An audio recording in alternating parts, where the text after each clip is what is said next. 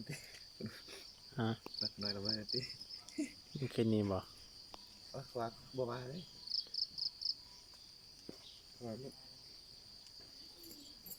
เฮ็ดจังหูเมืองหน่อยนึงนะบรรยากาศยามเช้าเนาะมีหมอกลง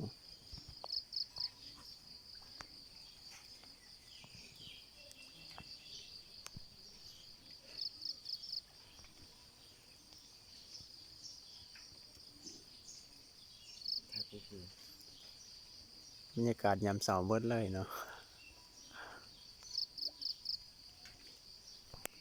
ขนาดภูไกลๆนี่ยังบ่เห็นนี่ภูเห็นแต่ห้อยน้อยหนึงนี่สิมีแล้วเนาะเขาเบิ่งว่าแน่เด้ห้อยคู่กันเออพวกอันนั้นมาแต่ห้องน้ำนะห้องน้ำผู้ชายเนี่ย